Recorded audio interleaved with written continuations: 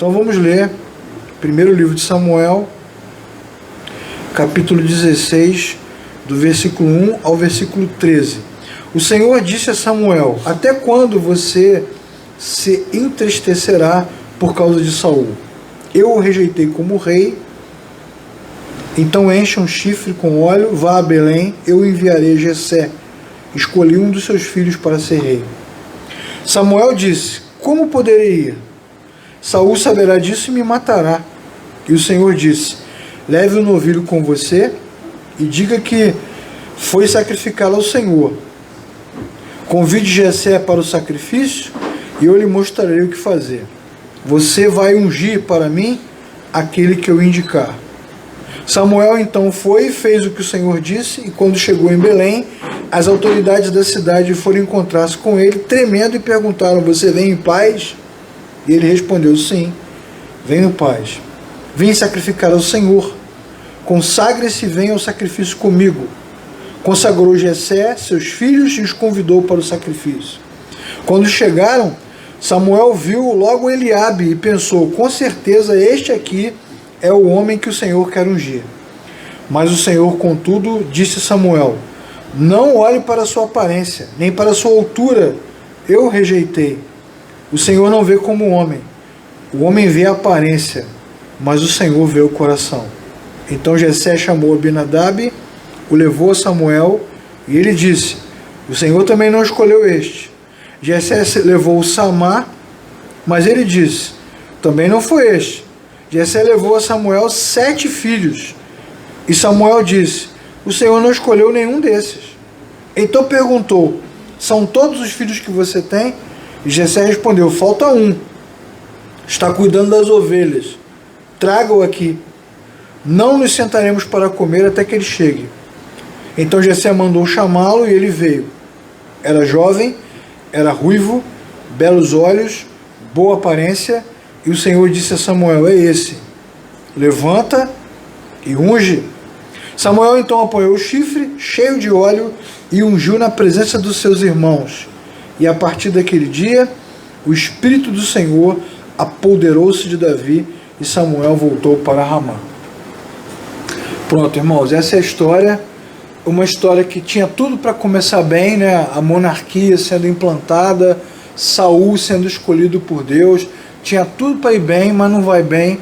E agora, daqui para frente, o que nós vamos ter nos textos que virão é uma grande trama, parece até filme de espionagem, perseguição, mentira, gente entregando gente fugindo de gente. Tanto que Samuel, né, que é o grande sacerdote, um homem de Deus, ama Saul, gosta dele, mas você vê que na hora que o bicho pega, ele está com medo de Saul. Saul vai me matar, pô.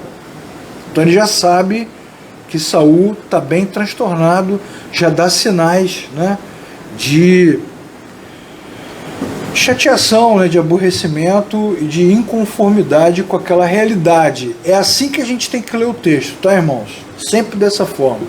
Deus tem um plano, como diz a palavra de Deus, os planos de Deus não podem ser frustrados.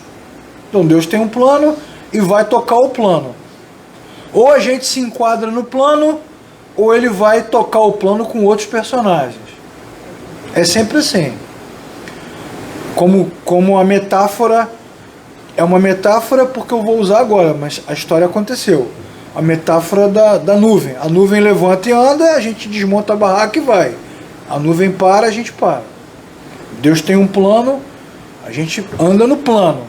Se a gente não anda no plano, Deus faz o plano com outros personagens e Deus continua governando soberanamente. O problema do ser humano é achar que não é mais sobre Deus, mas é sobre ele mesmo. E a sedução da religião é sempre essa: dizer para o ser humano que tudo que Deus faz é por causa do ser humano e não por causa de Deus. Mas é sempre por causa de Deus. Nunca é por causa do homem. É sempre por causa de Deus. Por causa da sua palavra, da sua graça, da sua misericórdia, da sua fidelidade, e o homem acaba sendo beneficiado, abençoado, acaba experimentando e participando do que Deus faz. Vamos fazer uma pequena retrospectiva dos textos para lembrar que Israel não queria mais ser governado por Deus, apesar das experiências, apesar dos milagres, apesar da forma miraculosa como foi arrancado do Egito, apesar de todas as coisas incríveis que aconteceram no tempo dos juízes, com Gideão, com Débora, com Sansão, né? Sansão é um personagem incrível, um dia nós vamos falar sobre ele aqui, merecem muitas preleções, Sansão, né? As batalhas de Sansão, Dalila então merece a nossa atenção, nossa profunda atenção. E apesar disso, Israel não quis o governo de Deus, rejeitou Samuel, não quis o governo de Samuel, e apesar da aliança que tinha com Deus, Israel queria ser igual às outras nações. Por quê? Porque existe uma coisa no interior do homem que o leva para longe do Criador, por causa da ruptura, como nós já falamos aqui. A criatura rompeu com o Criador, então a queda fez com que o homem se desconectasse, e aí essa desconexão faz com que a criatura deseje ser igual ao restante das coisas que existem ao redor, menos para cima e mais para dentro de si. Por isso que as nossas reuniões, os nossos encontros, cultos, formalidades nas comunidades de fé são cada vez mais parecidas com as coisas que a sociedade faz, porque na verdade a maioria das pessoas não nasceu de novo, tem só uma religiosidade que não está fincada no novo nascimento, então não tem sentido ficar só na devoção à escritura, né, nas orações, isso cansa. Então o camarada quer ser mais parecido com aquilo que a sociedade propõe. E eu não estou dizendo com isso que a gente não tem que se modernizar, porque seria uma contradição se eu dissesse isso. As igrejas precisam acompanhar a realidade do seu tempo, precisam se comunicar. Agora, uma coisa é você falar a língua do seu tempo, da sua cultura. Outra coisa é você ser aculturado pela sua realidade, é completamente diferente. Tem um exemplo bíblico clássico, que é o exemplo de Daniel, né, que era um representante de Deus no governo da Babilônia. Na Babilônia, a grande Babilônia, em Apocalipse, a Babilônia é utilizada como exemplo de controle, de governo maligno, e Daniel estava ali, era líder, era governante, era político, era diplomata, era influente e não se corrompeu moralmente em momento nenhum. Então é possível ser cristão, é possível dialogar com a sociedade, é possível falar a língua que as pessoas entendem e ainda assim ser relevante, ser respeitado, sem virar babilônico, sem assumir aquela realidade. Mas nós estamos falando de Daniel, né? Um homem de Deus, que tem uma relação com Deus. Agora, quem não tem, se sente atraído cada vez mais por aquilo que a sociedade oferece, que a cultura oferece. E obviamente que isso aconteceu com Israel, que queria muito mais ser parecido com as outras nações do que com aquilo que Deus havia proposto para Israel. O que Deus propôs para Israel? Um povo separado, abençoado, dedicado para revelar à sociedade, à Palestina, a Canaã, a todos aqueles reinos que haviam ali, a glória de Deus que havia sido esquecida. Era um povo, para usar uma linguagem bem religiosa, assim, era um povo missionário. Enfim, e aí não quer mais ser rei, já falamos sobre isso nas outras preleções, e Deus levanta então o primeiro rei, que é Saul. Também já vimos aqui que lá em Deuteronômio, capítulo 19, nós até lemos esse texto aqui no domingo, havia um modelo para ser rei.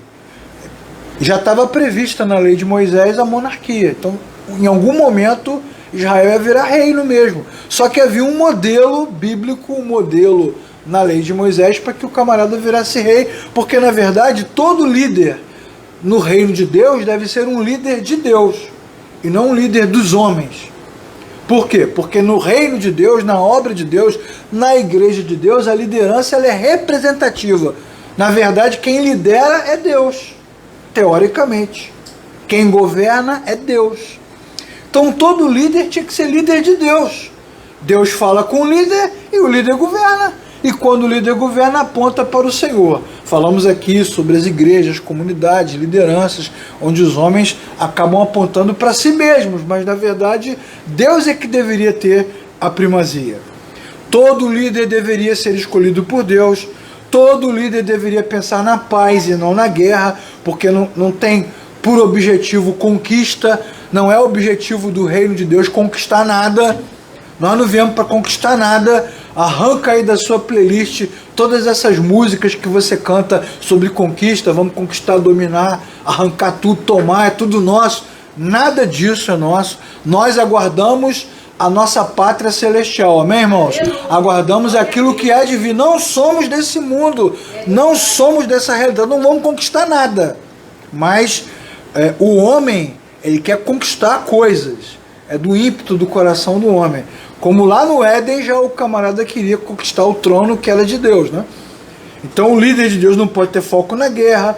O líder de Deus não pode querer voltar para trás, voltar para o Egito, negociar com as outras nações, fazer parceria. O líder de Deus não pode multiplicar as suas mulheres, como era comum nas outras nações, né? O camarada tinha lá 100 mulheres, 300, 1000, e como a gente olha para a Bíblia, olha para Davi, olha para Samuel, nossa, foi totalmente diferente do que estava proposto. Não pode ter riqueza como objetivo, igualzinho às igrejas que a gente tem hoje, né? Não pode ter riqueza como objetivo.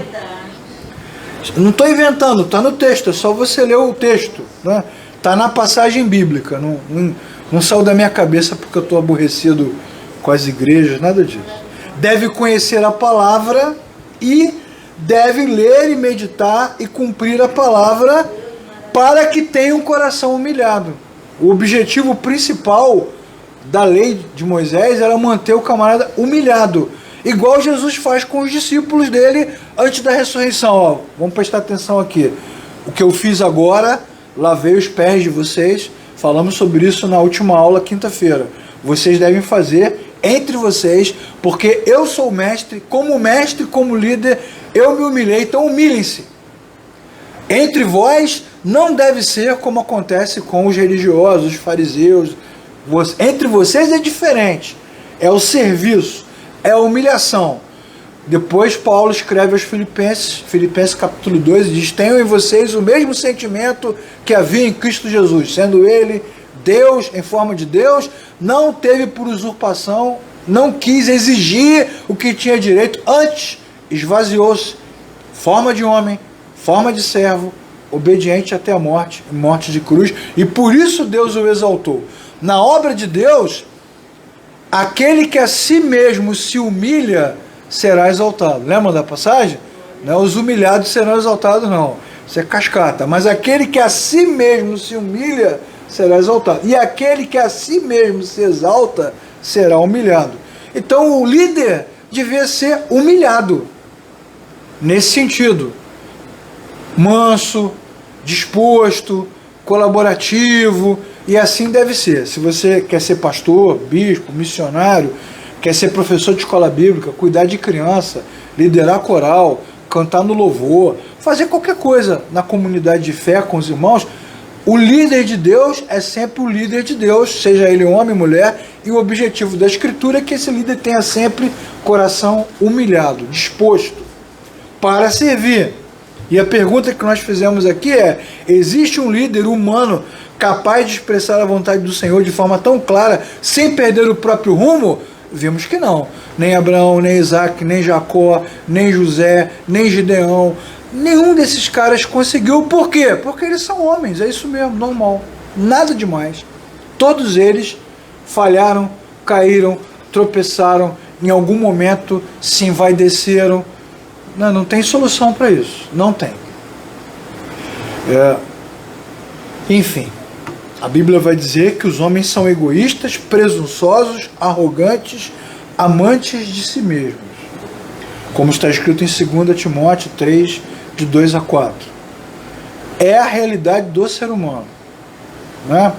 Essa é a realidade. Eu, como estou há muitos anos nesse negócio, já vi muita coisa. Nem vou dizer que já vi tudo, que também seria presunção. A gente sempre se surpreende com alguma coisa. Mas já vi muita coisa.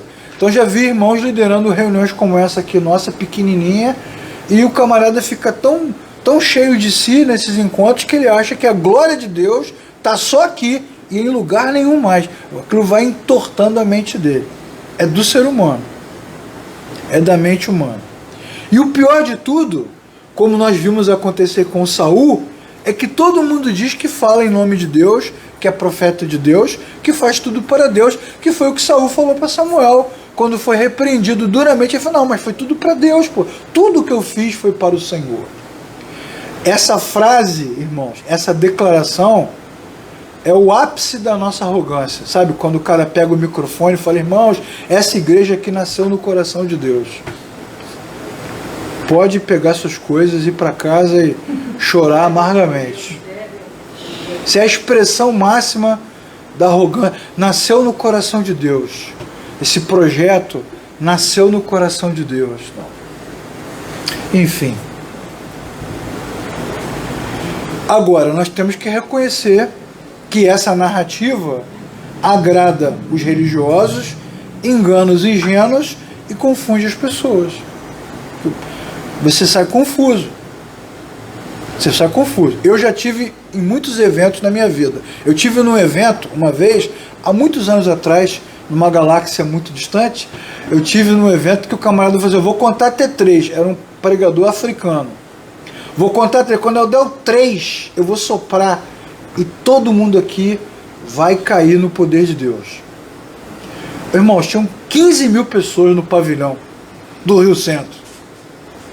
O camarada, igual o Maracanã, caramba, quando ele soprou, foi aquela multidão caindo, e aí você fica confuso. Você olha para aquilo assim, pô, o que está acontecendo? Que situação? Você fica confuso. Fica confuso. Por isso Deus diz para o profeta Isaías, não importa o que as pessoas dizem, não importa o que você ouve por aí, preste atenção no que eu estou dizendo, Isaías. Porque você fica confuso. Quando a Bíblia diz assim, não consulte os mortos. Não está em jogo se tem o mundo dos mortos. Está em jogo que tipo de experiência você terá nesse momento. Você vai ficar confuso. Vai ficar confuso. E é isso que o inimigo faz. Ele nos confunde, como nós já falamos aqui na série de mensagens sobre Efésios, sobre a armadura de Deus, como o inimigo confunde a nossa mente. E a religião tem esse papel. Ela deveria ser um instrumento de conexão. Vem de religare, né? Vem de ligar nova. Mas não é. Ela muitas vezes ela confunde. E aí o camarada chega perto de você e fala, não, porque Deus falou comigo, eu estava sentado ali. Aí você fica confuso. Mesmo que seja uma coisa absurda ou genérica, você fica confuso. Não adianta. Confunde. E aí o rei Saul, nesse sentido, ele caiu na armadilha do ego. Nós lemos aqui, Samuel 15, que Saul não fez o que Deus falou e disse e entendeu que isso era incrível, que ele tinha que ter feito dessa forma mesmo. E depois ele foi erguer um monumento em sua própria homenagem. Né, você fica passando em frente a essas igrejas aí, né? Igreja tal, ministério fulano de tal, né? Liderança fulano de tal, bispo, tudo em sua própria homenagem, sua própria honra, sua própria glória. Nada mudou, né, irmãos? Nada mudou. Tudo continua do mesmo jeito. Nada mudou. Bom, agora então Deus vai recomeçar o processo. Sabe quantas vezes Deus recomeça um processo? Quantas vezes forem necessárias. Tanto faz. Deus não pode ser parado, impedido, frustrado, enganado. Recomeça do zero, como Jesus disse para os fariseus. Eles disseram, nós somos filhos de Abraão. E Jesus fala assim, tranquilo, o pai pode tirar filhos de Abraão das pedras. Deus recomeça quantas e quantas vezes forem necessárias até que o seu nome seja glorificado em todo o universo. E é isso que ele vai fazer agora.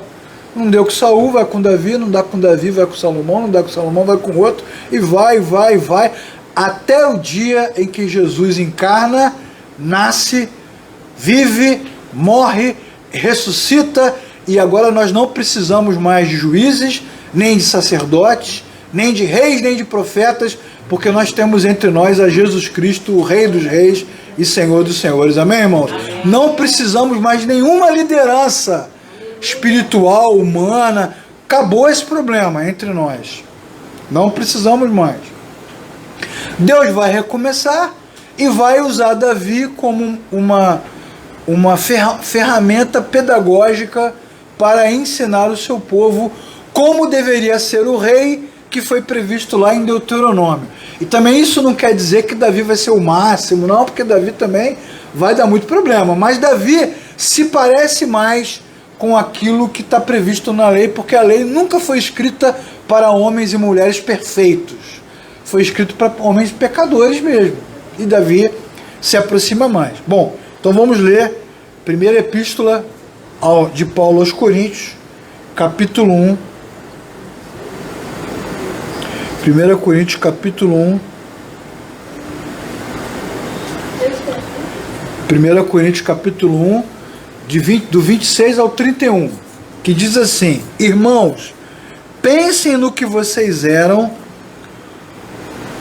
quando foram chamados.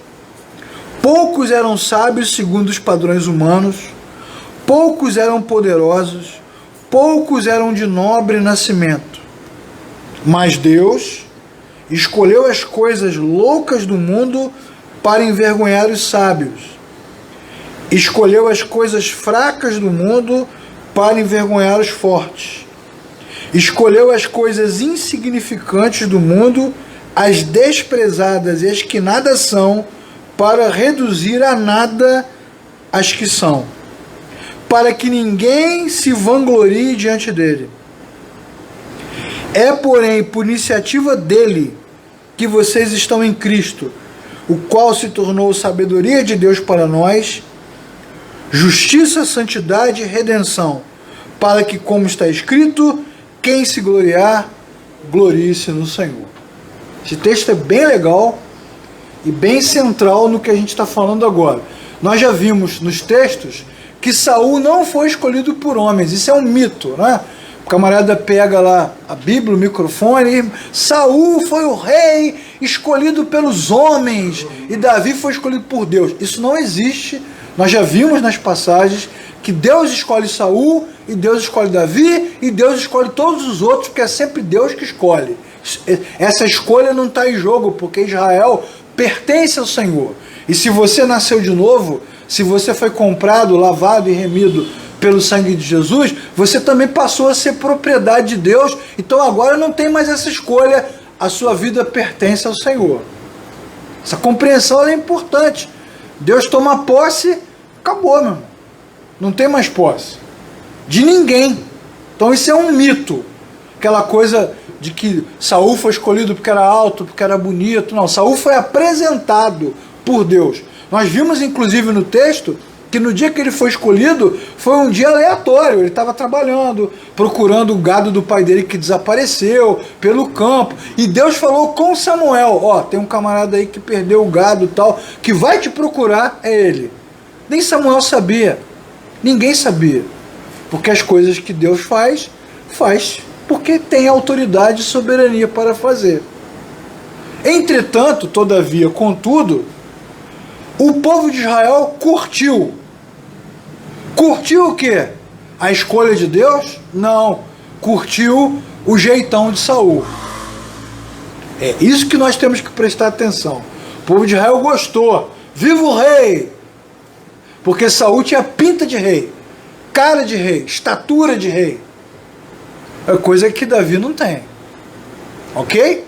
Então o que a Bíblia vai nos mostrar é que não foi uma escolha do povo, mas o povo gostou do que viu e entendeu que Saul tinha presença, tinha postura.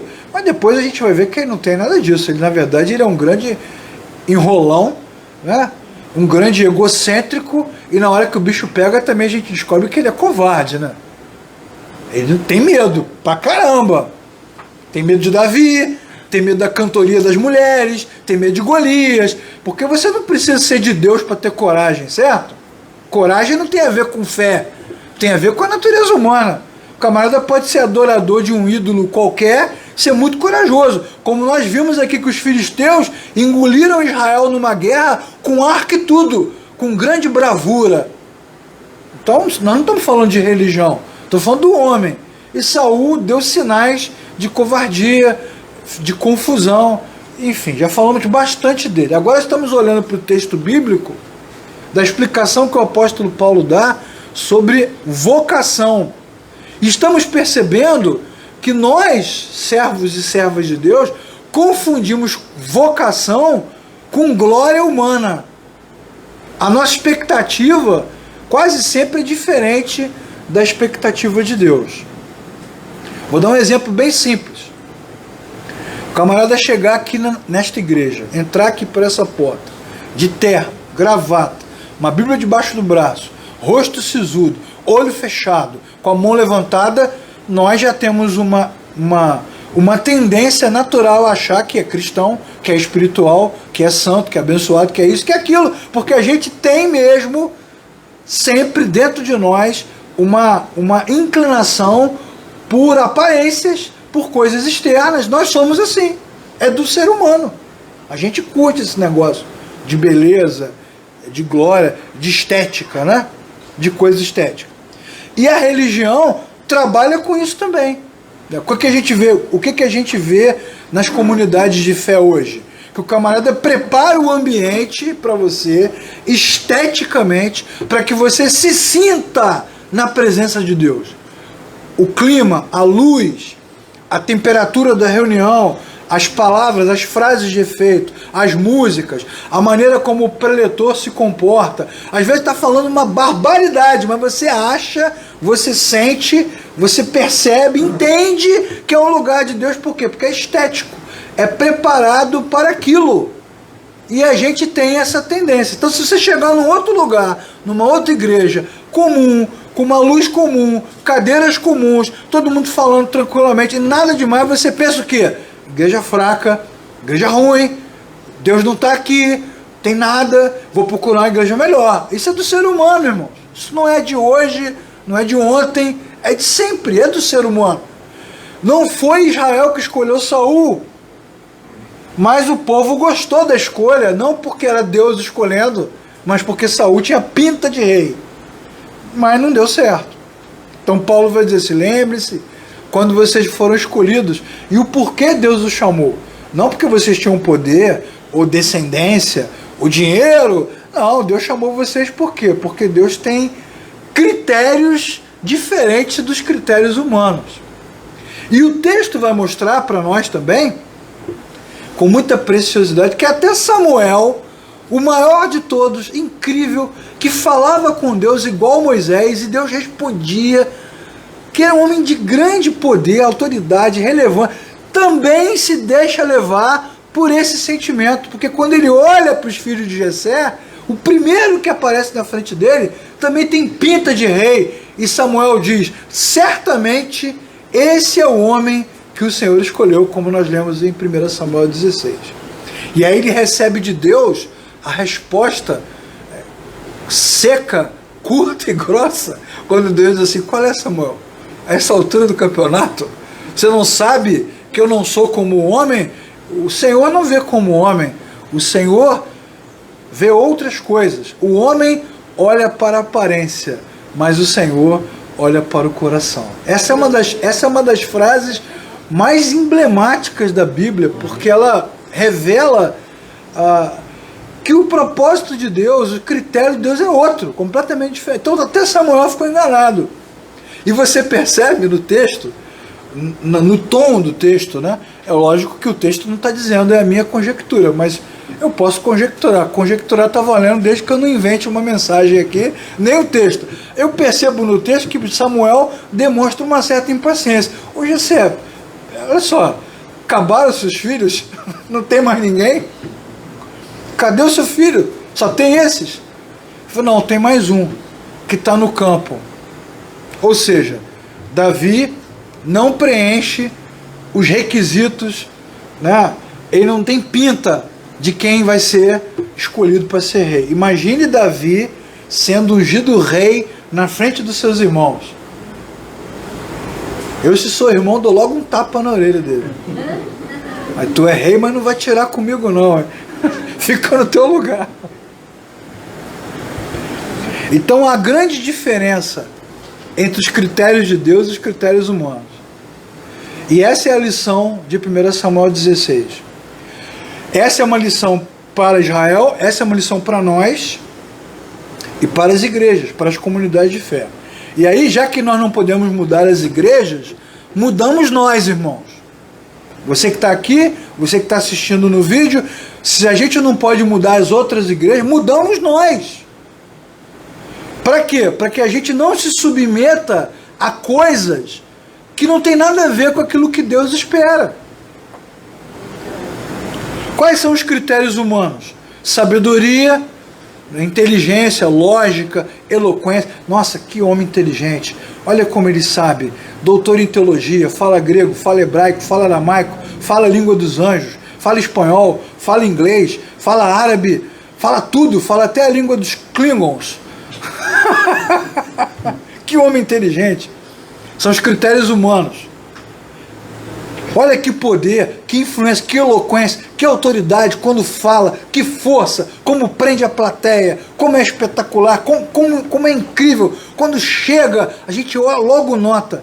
Além disso, vem de uma família de pastores, uma família de líderes, uma família de homens e mulheres espirituais. Esses são os critérios humanos. E eu não quero dizer com isso, irmãos, que nós não temos que ter critérios. Porque, obviamente, cada função exige um tipo de preparação. Eu não vou botar um camarada para tocar teclado que não sabe a música, né? Nem um camarada para pregar que não conheça a escritura. Não é disso que a gente está falando.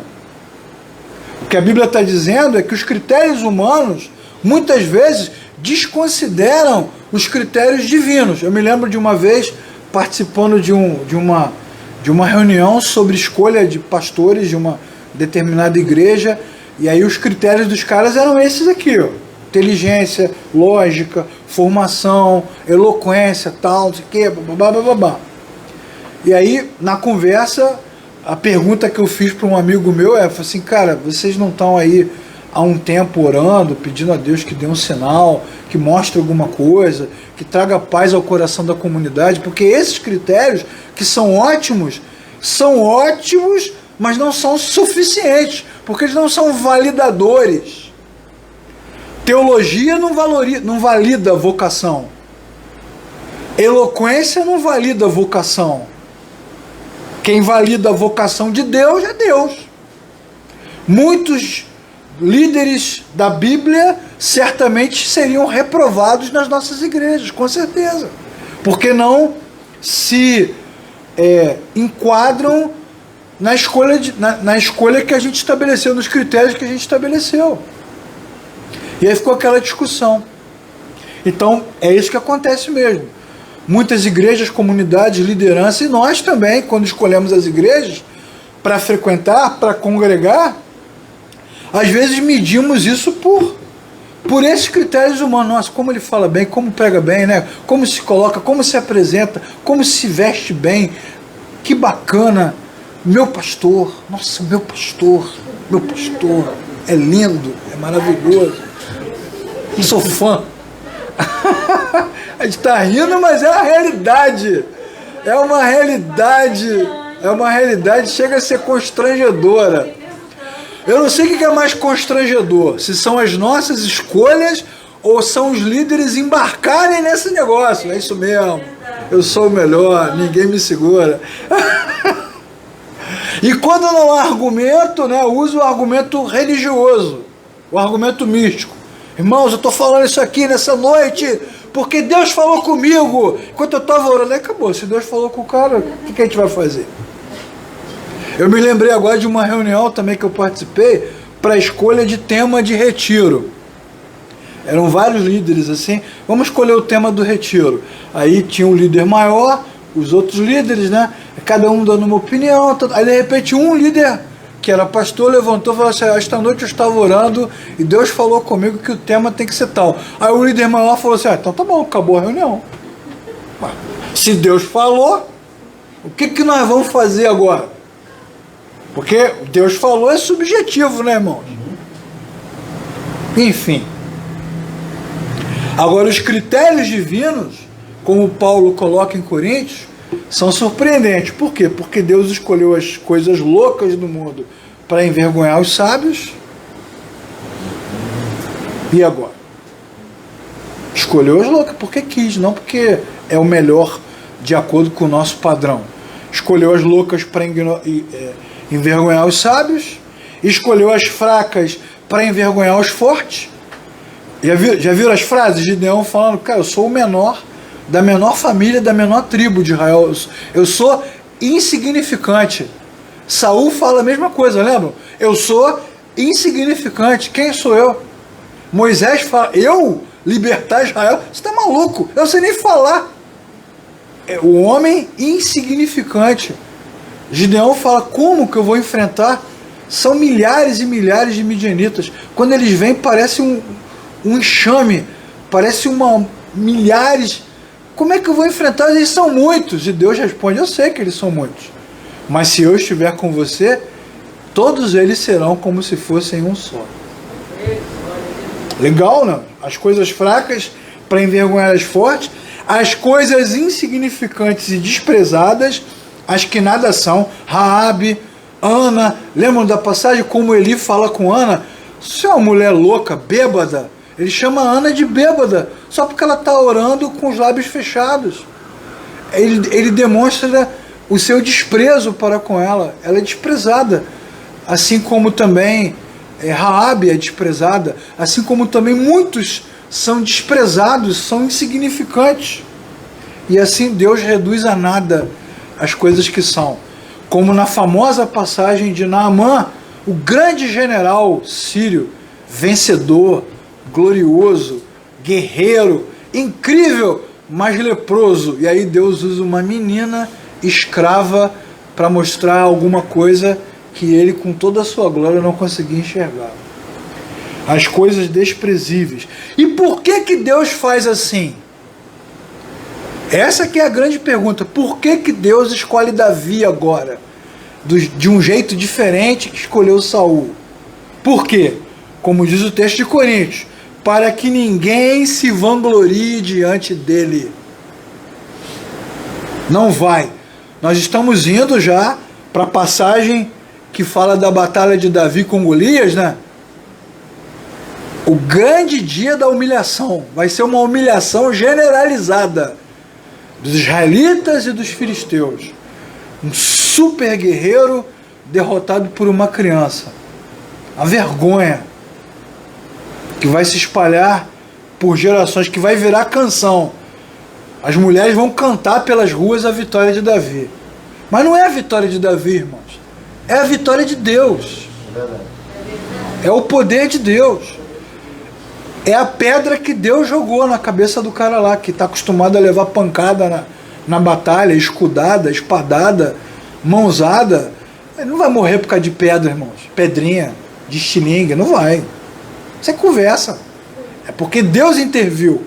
Quando Deus intervém, como diz o texto, agindo Deus, quem impedirá? Não tem solução, mas é uma intervenção. E aí não há quem se vanglorie diante dele. Como diz o texto do Novo Testamento, para que diante dele todo joelho se dobre e toda língua confesse. Ninguém vai se vangloriar diante do Criador. Nós o chamamos de Senhor, ele nos chama de amigos. Mas nós nos colocamos no nosso lugar e ele se coloca no lugar dele. É por isso que Deus está fazendo assim. E isso nós vamos descobrir depois. E todas as vezes que Davi sai dessa posição, se sente superior, poderoso, dono, isso, aquilo, ele erra, ele falha, ele é repreendido e paga um preço alto. Diante de Deus, ninguém vai se gloriar. Não adianta. E aí Deus escolhe o seu novo rei. Sem passado, sem história, sem sabedoria, sem poder, sem identidade, surpreendente, inesperado, pegou Samuel pelo pé também, né? Ficou todo mundo ali olhando assim, que isso? Imagina aquela cena, todo mundo olhando, o que está acontecendo aqui agora? Porque Saul não vai sair dali para o trono, ele não vai sair dessa passagem e vai virar rei. Não, se passarão muitos anos, 4 décadas, aproximadamente 40 anos depois, Davi vai virar rei, de fato. Mas esse é um momento profético, literalmente, escatológico, Deus falando, mostrando o início de um projeto diferente. E vai começar. Quem poderia imaginar que aquele pastorzinho, as professoras de escola bíblica adoram essas historinhas, né? Aquele pastorzinho que tocava harpa, cuidava das ovelhinhas, vai virar agora o pastorzão. Só que o pastorzinho que virou pastorzão, depois vai escrever o salmo e vai dizer: o Senhor é o meu pastor. Ele reconhece que apesar da posição que ele está porque Deus o colocou ali. Então o Senhor é o meu pastor e por isso eu não preciso de nada. Ele me faz descansar, ele me faz repousar, ele também me corrige quando é necessário e ele prepara uma mesa na presença dos meus inimigos. Ou seja, estou tranquilo, aconteça o que acontecer. E se a guerra apertar? E se o inimigo me pressionar? E se eu tiver que fugir? E se eu tiver que me esconder? O Senhor é a minha cidadela. O Senhor é o meu bunker. O Senhor é a minha rocha. É nele que eu vou me escolher. E se a guerra... Vou me esconder. E se a guerra apertar durante o dia? O Senhor é o meu sol, o meu escudo e meu broquel. Então Davi é diferente de Saul nesse sentido. Ele não é diferente porque ele é um homem melhor. Ele é diferente porque ele entende esse papel. Ele está no trono, mas a coroa pertence ao Senhor. Amém, irmãos? Assim como todos os líderes de igrejas quaisquer, não importa a confissão de fé, eles lideram aquele grupo, mas teoricamente o Senhor é quem governa. É assim que deveria ser. Pensando nisso, já indo para o final dessa reflexão, dessa mensagem de hoje, né? A escolha na prática é o que a gente chama de vocação. Esse é o momento em que Davi é vocacionado. Vocacionado vem de vocação, que vem de vocare, que vem de ouvir uma voz. Deus falou com ele, Deus o chamou. Isso que é a vocação. Então é o próprio Deus que desperta o homem, não é o homem que desperta a si mesmo. Você pode abrir a sua empresa, montar o seu negócio, cumprir os seus planos, pode tomar todas as suas decisões para a sua vida financeira, profissional. Agora, na obra de Deus, quem manda é Deus. E é Deus que desperta os vocacionados para quê? Para que façam tudo de acordo com a sua escolha. Então Deus revela a sua escolha. Não foi o povo que escolheu Saul, nem foi o povo que escolheu Davi. Foi Deus que escolheu os dois e mostrou. Aqui está Saul, aqui está Davi, como mostrou Jesus. Este é o meu filho amado em quem me comprazo. É Deus que escolhe. Miriam reclamou. Disse: por que o Senhor só fala por Moisés? Porque só você nos representa. E Deus respondeu: só ele representa porque fui eu que escolhi. É minha decisão, não é a sua decisão. Por que recebeu a oferta de Abel e não a de Caim? Porque Deus escolheu. Por que José e nenhum dos seus outros irmãos? Porque Deus escolheu. É sempre Deus decidindo. A religião coloca na nossa cabeça uma falsa ideia de autonomia, de independência, de livre-arbítrio. Mas olhem para a Escritura, irmãos, de ponta a ponta, é Deus que escolhe sempre, tudo, o tempo todo. Jesus orou a noite toda e escolheu os seus discípulos. Ninguém se escolhe a si mesmo. O cara chega para ele e diz: mestre, eu te seguirei. Você: não, você não. Você me segue. Ele que toma as decisões, porque ele é soberano. Mas ele desperta o homem para quê? Para que Saul deveria ser rei? Ele desperta o homem para cumprir a sua vontade, não é para o seu prazer e para a sua satisfação. Isso também é muito confuso entre nós. Você que gosta de dar aula, Deus está te chamando para ensinar. Você que gosta de cantar, de tocar, Deus está te chamando para o louvor. Você que gosta de dar testemunho, Deus está te chamando para missões. Você que gosta de administrar, Deus está te chamando para tesouraria. Olha, irmãos, como é que a gente confunde vocação com sentimento? Isso não tem a ver com sentimento, nem com sensação, nem com habilidade humana. Não tem a ver com isso. Aí, a gente podia até usar aquela outra frase de efeito, né? Deus não escolhe os capacitados, não tem assim? Mas capacita os escolhidos. Não, Deus escolhe quem Ele quiser. Pode escolher o capacitado em algum momento, o não capacitado num outro momento. Pode inventar alguém do nada. Isso é coisa da religião. Aí o camarada vai dizer, como eu não tenho nenhuma capacidade, né? Ah, irmãos, eu estou aqui nessa noite, vou ministrar louvor, não deu tempo da gente ensaiar, eu estou meio desafinado, né? Eu sei que eu não sei tocar direito, mas é tudo para o Senhor, é tudo uma bênção, porque afinal de contas Deus não escolhe os capacitados. Ele usa a frase de efeito para justificar a sua própria falha, a sua própria desqualificação. A mesma Bíblia que diz que Deus escolhe quem quiser, escolhe o louco, o não sábio, não sei o que, também diz que não se deve fazer a sua obra relaxadamente. Por isso que você tem que ler a Bíblia toda. Então, se Deus vocaciona, eu tenho capacidade, aleluia. Se vocaciona não tem capacidade, se vira e aprende. Porque não dá para fazer algo que eu não sei fazer. O camarada que fez a Arca da Aliança era ourives, já mexia com pedras preciosas, já era um cara cheio de habilidade. Deus falou assim, chama ele lá, quem é o melhor? Fulano, vem o melhor. A Bíblia diz que o Espírito de Deus veio sobre ele, e ele que já tinha habilidade, teve mais habilidade ainda, teve mais clareza, mais inteligência, porque Deus deu a ele, como deu a Daniel também. Mas no caso de Davi, ele não sabe ser rei, ele não sabe governar, ele é pastor de ovelhas, ele vai aprender. Ele vai aprender. Isso não tem a ver com prazer, com satisfação, nem tem a ver com skills, com competências. Tem a ver com Deus. A obra de Deus se faz com Deus. É sempre assim. É dessa forma que a Bíblia nos mostra que acontece. A vocação é um chamado, é um convite, é uma escolha, é uma convocação. Para quê? Para que o homem seja cooperador de Deus. Não é o reino de Davi, é o reino de Deus. E agora Davi está sendo chamado para, quando chegar o momento, ele trabalhar para Deus. Então não é a nossa igreja, é a igreja de Deus. E a gente coopera com ela da maneira como o Senhor nos vocaciona para fazer.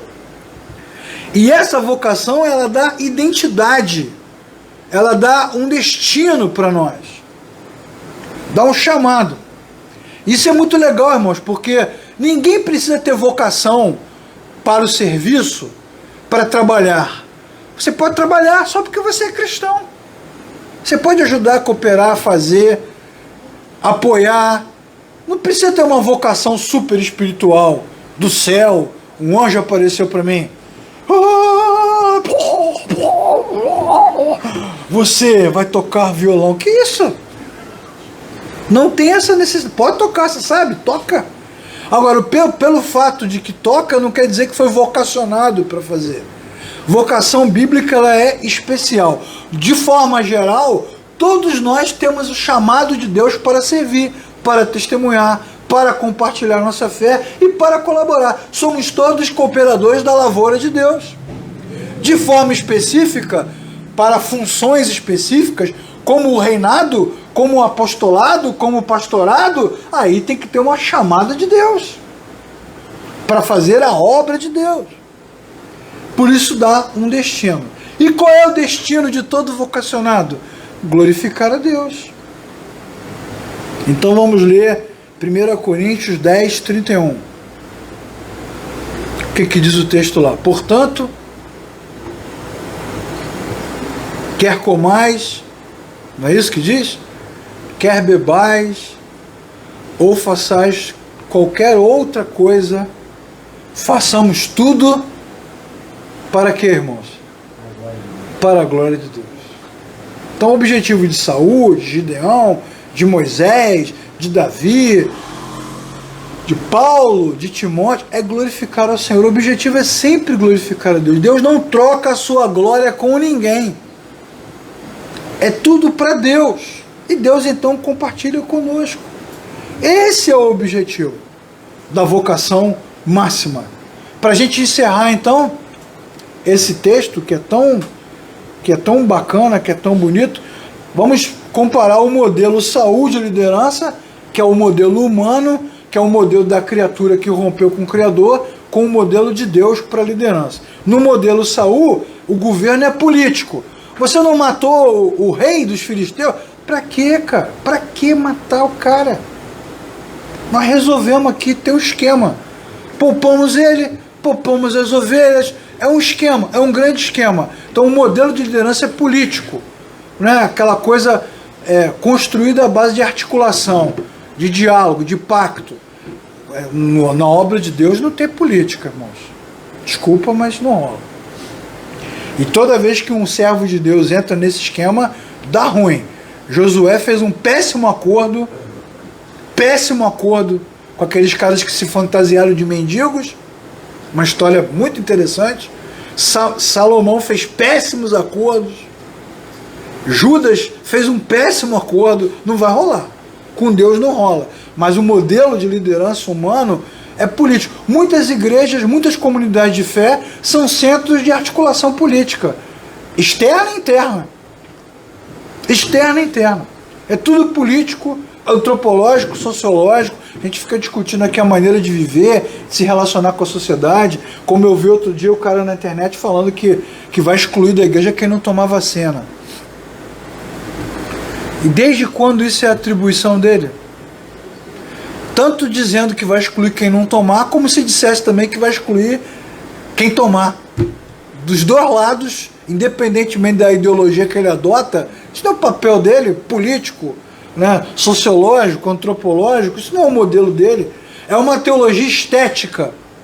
São mensagens, pregações, músicas, para a gente se sentir bem, bonito. Todo mundo se sentindo bem, bonito, bem na foto, feliz, realizado. Como eu falei, eu sou lindo, maravilhoso, o meu Deus é lindo, quero te beijar, te abraçar, te colocar no colo. É a romantização da fé, é a sexualização da fé.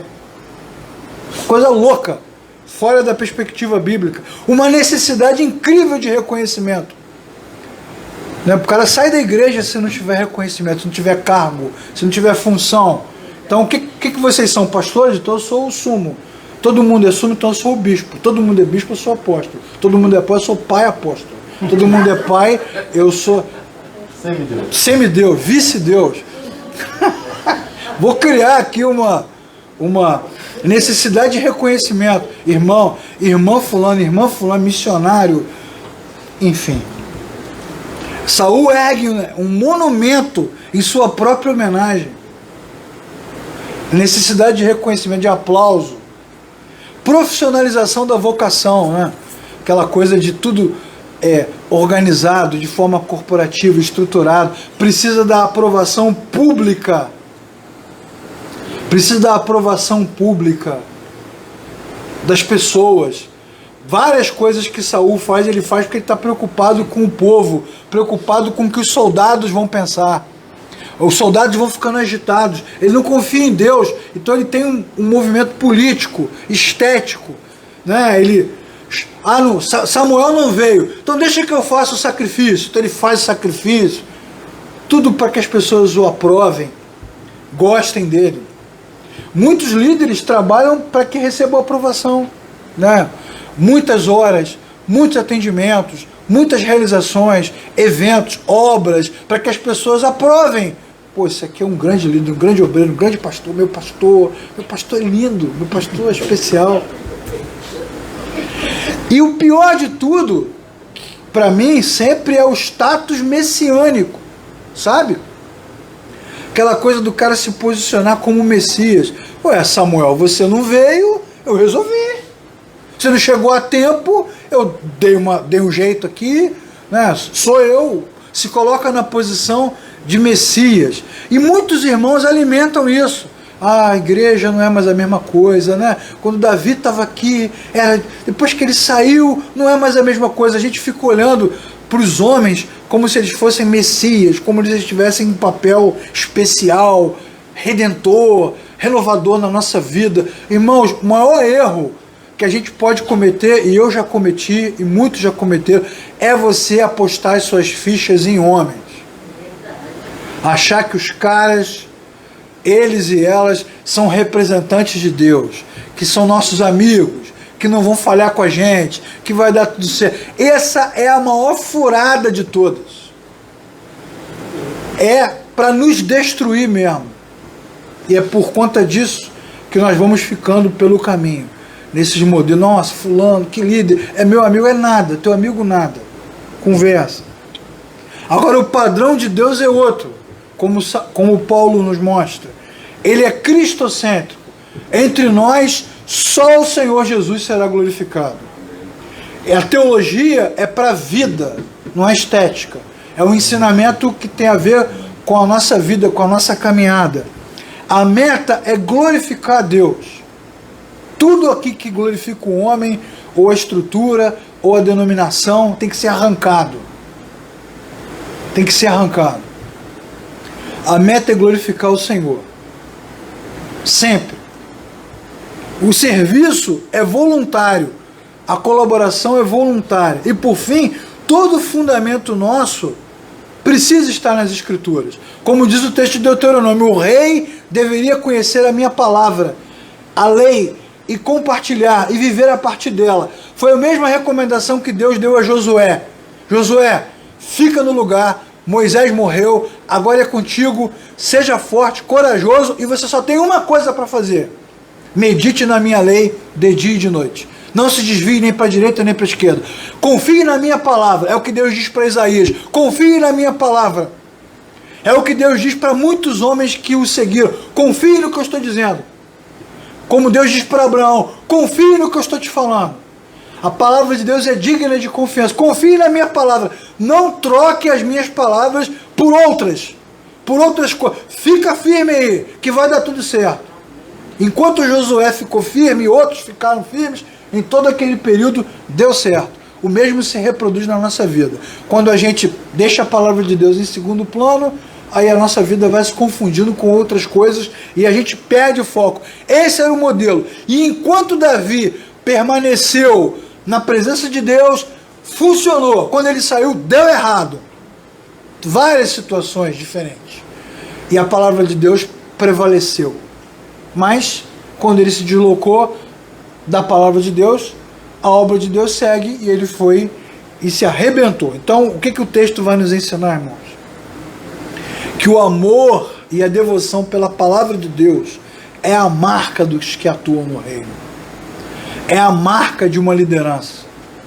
Você procura uma igreja para frequentar, certamente muitas pessoas que assistem os vídeos estão perdidas, estão sem comunidade, não vão às suas igrejas há muito tempo, estão reclamando, eu não sei o que eu faço, eu vou na igreja, não sinto nada, não é a mesma coisa. Então você quer achar uma igreja legal? Procure uma igreja que tem homens e mulheres, líderes, que amam a palavra de Deus. Não importa se ela é pentecostal, conservadora, reformada, né? Procure uma igreja de homens e mulheres que amam as Escrituras, que dão a ela a primazia, o maior espaço, dedicam tempo, explicam com clareza, se preocupam em ler os textos, em cantar os textos, exaltar os textos. Se você encontrar uma comunidade assim, grande, pequena, média, não importa.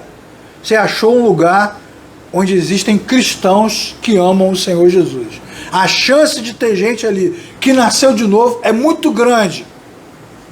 Agora, por que nos enganamos a nós mesmos? Essa é uma boa pergunta para se fazer. Por que eu me engano se eu sei que no lugar onde eu estou, onde eu vou, os vídeos que eu assisto, a Bíblia, a Escritura, não tem o seu devido lugar? E os caras vão inventando as coisas a partir das mil conjecturas. Então eu passo a frequentar e a me associar e a me relacionar com comunidades que no final estão longe do Criador. Muito longe. Mas é estético, é legal, é acolhedor. Eu tenho alguns amigos, não são muitos, mas que falam, eu estou naquela igreja ali por causa dos meus filhos. Eu já ouvi isso várias vezes. Porque meus filhos se adaptaram. Porque eles se sentem bem, porque é legal pra caramba. Vê que são escolhas fundamentadas em critérios diferentes desses critérios que a Bíblia está nos ensinando. Eu não posso nem julgar os irmãos, quem sou eu? Eles fazem o que eles têm que fazer. Cada um faz o que tem que fazer, irmãos. Cada um toma a decisão que tem que tomar. Mas até onde a gente vai? Escolher grupos, comunidades, igrejas, seguir lideranças por estética, por conforto, por bem-estar, corremos o risco de sermos parte da corte do rei Saul. De vários Saúls que parecem que falam em nome de Deus e até dizem que fazem tudo para o Senhor, mas o Senhor já os reprovou. O Senhor já levantou outro rei, e a característica da caminhada de Davi agora é que ele é um rei paralelo. Tem um governo paralelo sendo instaurado. Isso é uma insurreição. Isso é uma ruptura. Isso é um impeachment público. Tem um rei paralelo. Então, também não vamos agora ficar com raiva de Saul, porque o ódio dele por Davi é justificável. Afinal, Saul é o rei. E tem um reinado paralelo se formando. O problema, nesse caso, é que não foi Samuel que criou um movimento, né? Não foi Jessé com seus filhos que foram para as redes sociais botar hashtag Davi é o rei. Fora Saul. Fora Saul.